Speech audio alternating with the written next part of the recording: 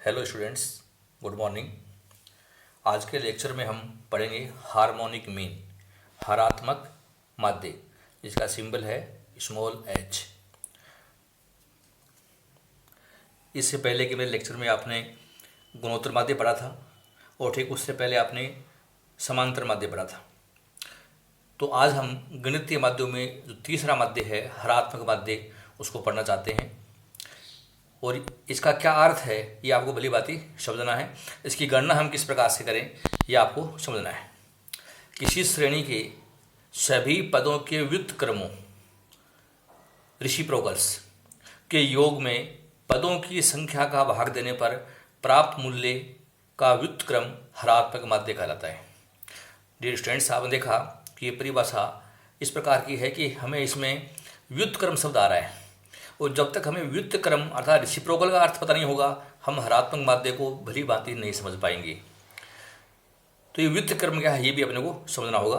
तो यहाँ पर बढ़ा कि हमारी जो श्रेणी है प्रत्येक पद का आपको रेसिप्रोकल याद करना होता है, और रेसिप्रोकल्स का हम योग करेंगे और उस योग में पदों की संख्या, हमारी श्रेणी में जितने भी पद हैं उनकी संख्या का हम भाग देंगे। भाग देने पर जो मूल्य आएगा हम उसका पुनः रेसिप्रोकल याद करेंगे, और वो जो मान है वह हरात्मक माध्य कहलाता है। अतः the harmonic mean is defined as the reciprocal of the arithmetic mean of the reciprocal of a series. इस परिभाषा में अच्छी तरीके से समझ आ गया आपको।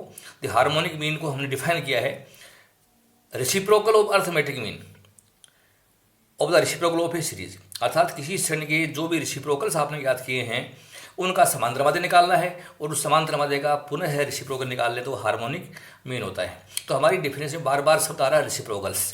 तो रेसिप्रोकल क्या होता है ये आपको अच्छी तरीके से समझना है। तो यहाँ लिख रहा हूँ मीनिंग ऑफ रेसिप्रोकल। किसी मूल्य का व्युत्क्रम वह संख्या होती है जो एक में उस मूल्य का भाग देने पर उपलब्ध होती है, अर्थात 2 का व्युत्क्रम 1/2, 5 का व्युत्क्रम 1/5 और 0.02 का व्युत्क्रम 1/0.02। तो आपको समझ में आ गया होगा। हमें किसी भी संख्या का यदि रेसिप्रोकल निकालना है तो उस संख्या का आप 1 में भाग दे दीजिए। ये आप अपने कैलकुलेटर से भी निकाल सकते हैं, और आप चाहो तो हमारी सांख्यिकी में कुछ तालिकाएं बनी हुई है, लॉग टेबल्स, फिर एंटीलॉग टेबल्स, उसके आगे रेसिप्रोकल टेबल भी बनी हुई है। तो हम इस रेसिप्रोकल टेबल से भी इसकी गणना कर सकते हैं। या फिर आप कैलकुलेटर, यदि आपके एग्जाम में अलाउ है तो आप कैलकुलेटर से इसको दशमलव के 4 अंकों तक आपको याद करना है। तो रेसिप्रोकल का मतलब किसी भी संख्या का 1 में भाग दे दे तो वो रेसिप्रोकल होता है। अब आता है यूजेज ऑफ हार्मोनिक मीन, कि इसके क्या यूज हैं, हम इसका कहाँ उपयोग करें। तो इसके मैंने 4 उपयोग आपको बताए हैं। पहला है एवरेज स्पीड।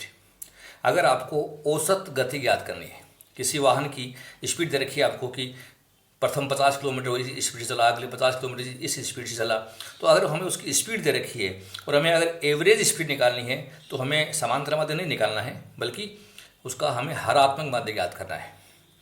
वेलोसिटी, हमारी जो गति के सवाल हैं वेलोसिटी हमें याद करनी है तो भी हमें हरात्मक माध्य याद करना होगा।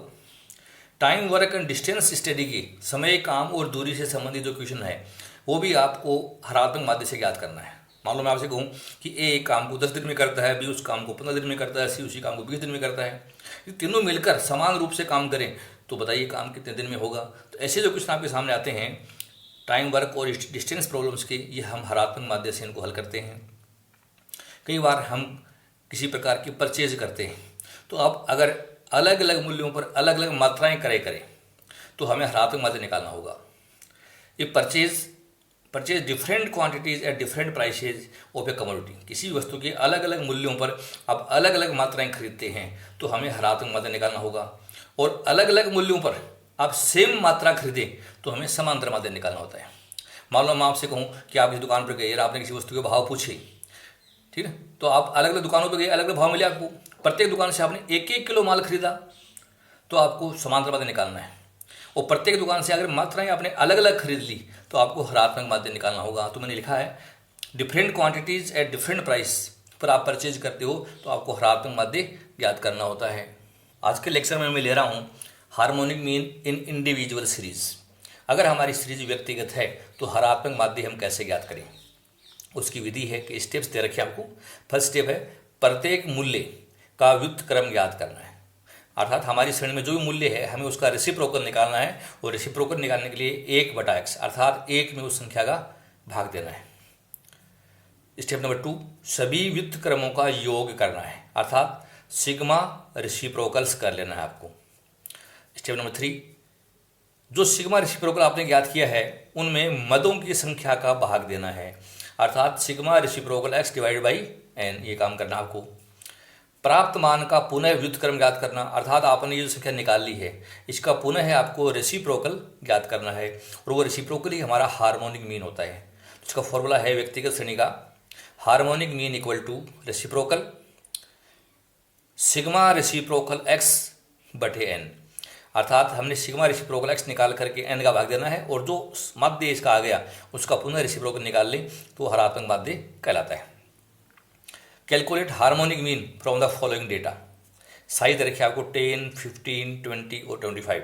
मैंने एक सिंपल सा एग्जांपल आपके सामने लिया है, और हमें इसमें हार्मोनिक मीन ज्ञात करना है 10, 15, 20 और 25। तो ये हमारी साइज है 10, 15, 20 और 25। हमें इनके रेसिप्रोकल ज्ञात करने हैं। तो रेसिप्रोकल निकालने के लिए प्रत्येक संख्या का आपको 1 में भाग देना है।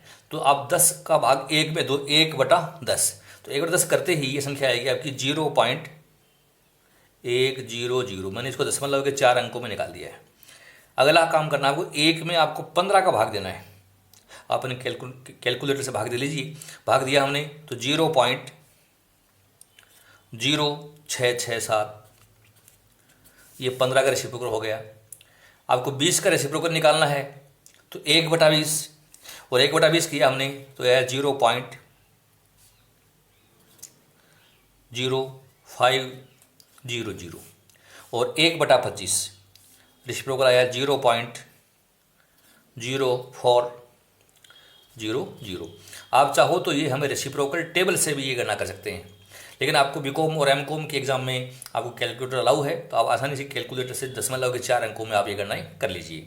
हम इनका योग कर लेते हैं, इन सब का आप योग कर लीजिए। योग किया हमने तो हमारा योग आता है 0.2567। सिग्मा रेसिप्रोकल x आ गया। हार्मोनिक मीन का फॉर्मूला है रेसिप्रोकल सिग्मा रेसिप्रोकल x बटे n। तो हमारा सिग्मा रेसिप्रोकल हमने निकाल के बताया आपको 0.2567, और डिवाइड बाई n। n हमारे पास है 1, 2, 3 और 4, तो n का मान है 4। तो n बराबर है हमारा 4। तो इसमें हमने 4 का भाग दे दिया। अब 4 का भाग देते ही हमारी संख्या आ गई 0.6418। ये भाग देने पर हमारी संख्या आ गई। अब हमें इस संख्या का रेसिप्रोकल निकालना है। तो इसका रेसिप्रोकल क्या होगा मैं बता दूँ आपको। 1 में आप भाग दे दें बराबर 1/0.6418। 1 में आप भाग दे दीजिए इसका, आपकी कैलकुलेटर से आप आसानी से भाग दे सकते हैं। तो भाग देने पर हमारा मान आता है 15.58। 15.58। तो ये हमारा हार्मोनिक मीन कहलाता है। अर्थात 10, 15, 20 और 25 इन चारों का हार्मोनिक मीन निकालोगे तो ये 15.58 आएगा। तो व्यक्तिगत श्रेणी में इस प्रकार से हम हरात्मक माध्य की गणना कर सकते हैं। मैं 1-2 क्वेश्चन आपको और कराना चाहता हूँ। ये मेरा क्वेश्चन नंबर 1 था। हम 2 क्वेश्चन और ले रहे हैं व्यक्तिगत श्रेणी में कि हरात्मक माध्य कैसे ज्ञात करें। मेरा क्वेश्चन है 3 व्यक्ति एक कार्य को क्रमशः 20, 40 व 25 घंटों में पूरा करते हैं। उनकी औसत गति क्या है। हमें इनकी एवरेज स्पीड ज्ञात करनी है, और मैंने आपको बताया कि एवरेज स्पीड निकालनी है तो हमें हार्मोनिक मीन निकालना होगा। तो ये काम करने के लिए हमें समझना है ये सीरीज कौन सी है। तो ये भी हमारी व्यक्तिगत श्रेणी है। तो स्पीड में यह लिख रहा हूँ, स्पीड इन आवर्स। तीनों व्यक्तियों की मैं लिख दी, एक की 20 घंटे है, एक की 40 घंटे, एक की 25 घंटे है। हमें इनके रेसिप्रोकल निकालने हैं। रेसिप्रोकल x ये हमारे एक तरीके से देखा जाए तो ये हमारी साइज है। हमें इसके रेसिप्रोकल निकालने हैं। तो पहला रेसिप्रोकल है 1/20, 0.05, और मैंने इसको 4 अंकों में आपके सामने रख दिया है। अब हमें 40 का रेसिप्रोकल निकालना है। तो 1 में भाग देना है आपको 40 का, तो यह आएगा 0.025। 0.025 एक 0 मैंने लगा दिया है। हमें चाहिए 25 का रेसिप्रोकल। तो 1 में आपको भाग देना है 25 का, यह 0.04, और हमें इन सब का योग चाहिए। योग आया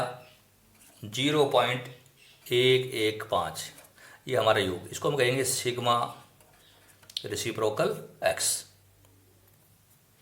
सूत्र लिखिए हार्मोनिक मीन का। हार्मोनिक मीन इक्वल होता है रेसिप्रोकल सिग्मा रेसिप्रोकल एक्स बटे n. Harmonic mean equal to reciprocal sigma reciprocal हमारा 0.1150 और डिवाइड बाई 3, 3 संख्याएं थी तो 3 का भाग दिया हमने। Harmonic mean equal to reciprocal, इसमें भाग दे दीजिए आप। भाग देने पर संख्या आई 0.03833। अब हार्मोनिक मीन निकालना है 1/0.0, इसका भाग दे दीजिए आप, अर्थात इसका रेसिप्रोकल निकालना है। यह आया 26.09 और 26.1 हम कह सकते हैं, और ये आवर्स है हमारे, तो 26.1 आवर्स। तो आपने क्वेश्चन पढ़ा कि 3 व्यक्ति एक काम को क्रम से 20, 40, 25 घंटों में पूरा कर सकते हैं, उनकी औसत गति क्या है? तो इनकी औसत जो गति है, अगर तीनों मिलकर काम करें तो 26.1 इनकी एवरेज टाइम अपना होगा, और ये हमने हार्मोनिक मीन के द्वारा ज्ञात करके बताया है। एक क्वेश्चन मैं और ले रहा हूँ आपके सामने। एक मॉडल ए 5 दिन में, बी 10 दिन में और सी 16 दिन में पूरा कर सकता है। ये तीनों बराबर दिन काम करें तो कितना औसत समय लगेगा? तो आप देखिए ये भी हमारे टाइम का सवाल है, टाइम वर्क और स्टडी मैंने आपको बताया था।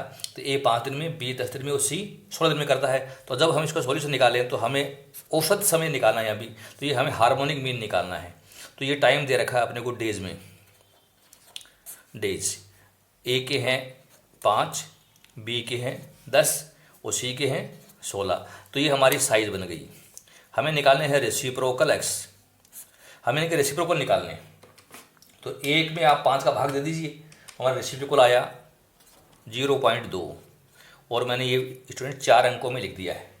अब 10 का रेसिप्रोकल निकालना है, तो 1/10, ये आया 0.1, मैंने 3 जीरो लगा दिए।